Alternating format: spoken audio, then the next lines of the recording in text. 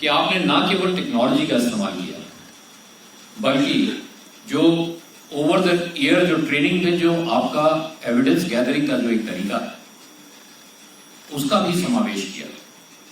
अब जैसा अभी आईओ बता रहे थे कि जब गूगल पे सर्च करके देखा गया तो उस नाम का कोई गांव ही नहीं, लेकिन उसका अपभ्रंश कुछ था, उसको लोकल लैंग्वेज में किसी दूसरे नाम से पुकारा जाता था। उससे ट्रेस करते करते उस गांव तक पहुंचे और फिर उसके बाद टेक्नोलॉजी का सहारा लेके फोटोग्राफ मंगाया और कनेक्ट किया।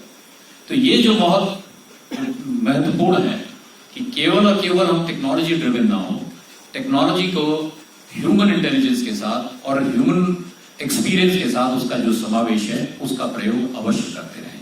मैं आप सभी से ये बार बार भी कहता हूं कि no intelligence is successful if it is totally technology driven.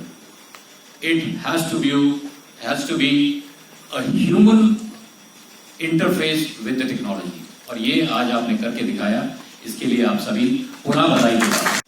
वापस पहुंचाया और 21 बच्चे ऐसे थे जो लीगली बच्चे नहीं थे, 18 वर्ष से ऊपर हो चुके थे, लेकिन उनको ट्रेस करके उनके परिजनों तक पहुंचाया।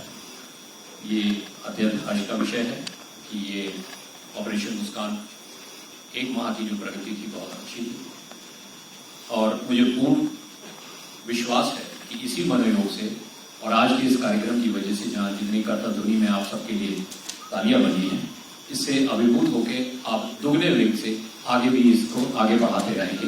पुनः धन्यवाद। ये एक बहुत ही वृहद स्तर पर चलाया गया 1 माह का अभियान था, जिसमें लगभग हमारी 40 टीमें लगाई गईं, जो न केवल पश्चिमी उत्तर प्रदेश, एनसीआर के रीजन्स और दूर दराज के उत्तर प्रदेश के जनपदों तक गई, और इसमें टेक्नोलॉजी, ट्रेनिंग और ह्यूमन इंटेलिजेंस, इन 3 के समन्वय से ये एक कार्यक्रम चलाया गया, जिसमें लगभग 72 बच्चों को 1 माह के दौरान वापस उनके सुरक्षित स्थानों पर, उनके जो लीगल और नैसर्गिक गार्जियंस हैं उनके पास, अभिभावकों के पास पहुंचाया गया।